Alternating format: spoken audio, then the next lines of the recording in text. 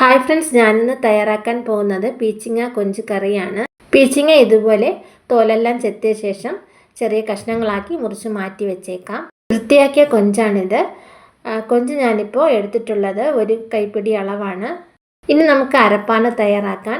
അരപ്പ് തയ്യാറാക്കാനായിട്ട് ഞാനിപ്പോൾ ഒരു ചെറിയ തേങ്ങയുടെ അരമുറി ആണ് ചിരവി എടുത്തിട്ടുള്ളത്. അത് നമുക്കൊന്ന് ആദ്യം വറുത്തെടുക്കാം. ഒരു സ്പൂൺ എണ്ണ ഒഴിച്ചു കൊടുത്ത് വറുക്കുകയാണെങ്കിൽ നമുക്ക് തേങ്ങ കരിഞ്ഞു പോകാതെ വറുത്തെടുക്കാൻ പറ്റും. തേങ്ങയെല്ലാം ഏകദേശം വറുത്തെടുത്ത് വന്നിട്ടുണ്ട്. ഇനി നമുക്ക് തീ നല്ല കുറച്ച ശേഷം ഒരു 1.5 സ്പൂൺ മല്ലിപ്പൊടിയും 2 സ്പൂൺ മുളക് പൊടിയും ചേർത്ത് കൊടുക്കാം. കൂടെ കുറച്ച് പെരുംജീരകം കൂടി ചേർത്ത് കൊടുക്കാം.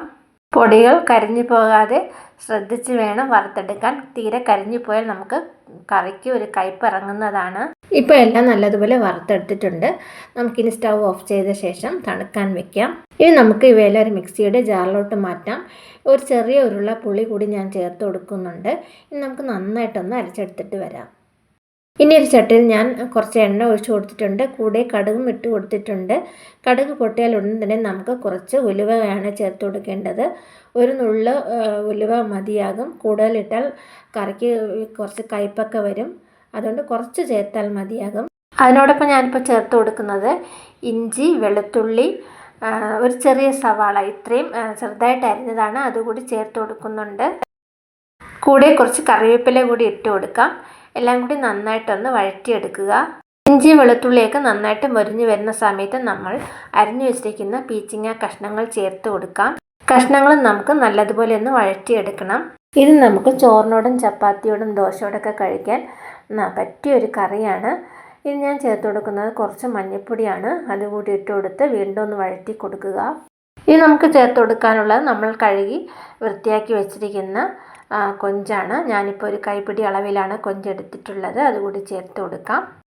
കൊഞ്ചും പീച്ചിങ്ങയോടൊപ്പം ഇട്ട് നല്ലതുപോലെ ഒന്ന് വഴറ്റിയെടുക്കാം. ഇനി നമുക്ക് കുറച്ച് ഉപ്പ് കൂടി ചേർത്ത് കൊടുക്കാം. അളവിനാവശ്യമായിട്ടുള്ള ഉപ്പ് ഞാനിപ്പോൾ ഇട്ട് കൊടുക്കുന്നുണ്ട്. പെട്ടെന്ന് വെന്ത് കിട്ടാൻ വേണ്ടിയിട്ട് നമുക്കൊന്ന് അടച്ച് വേവിക്കാം. കൊഞ്ചിലെ വെള്ളം ഇറങ്ങി കൊഞ്ചൊക്കെ ഏകദേശം വെന്ത് കിട്ടിയിട്ടുണ്ട്. ഇത് വളരെ ടേസ്റ്റി ആയിട്ടുള്ളൊരു റെസിപ്പിയാണ്. റെസിപ്പി ഇഷ്ടമായാൽ തീർച്ചയായിട്ടും എല്ലാവരും ഒന്ന് ട്രൈ ചെയ്ത് നോക്കുക. ഇനി നമുക്ക് തയ്യാറാക്കി വെച്ചിരിക്കുന്ന അരപ്പ് കൂടി ചേർത്ത് കൊടുക്കാം. ഞാനിപ്പോൾ അരപ്പ് ഒഴിച്ചു കൊടുക്കുന്നുണ്ട്. കൂടെ അരപ്പ് വെള്ളം കൂടി ഒഴിച്ചു കൊടുക്കാം. ഇനി നമുക്ക് എല്ലാം കൂടെ നന്നായിട്ട് ഇളക്കി കൊടുത്ത ശേഷം അടച്ച് വേവിക്കാം. നല്ലതുപോലെ ഒന്ന് തിളപ്പിച്ചെടുക്കണം. കറിയൊക്കെ ഇപ്പോൾ ഏകദേശം നല്ല തിളച്ച് വരുന്നുണ്ട്. നമ്മൾ ചേർത്തിരിക്കുന്ന വെള്ളം നിറയെ വറ്റാനുണ്ട്. കറി വറ്റി നല്ല കുറുകിയ പരുവത്തിലാണ് എടുക്കേണ്ടത്. ഇപ്പോൾ കറി ഏകദേശം നമുക്ക് കറക്റ്റ് പരുവത്തിന് വന്നിട്ടുണ്ട്. കുറച്ച് വെള്ളം കൂടി വറ്റാനുണ്ട്. വളരെ ടേസ്റ്റി ആയിട്ടുള്ള റെസിപ്പിയാണിത്.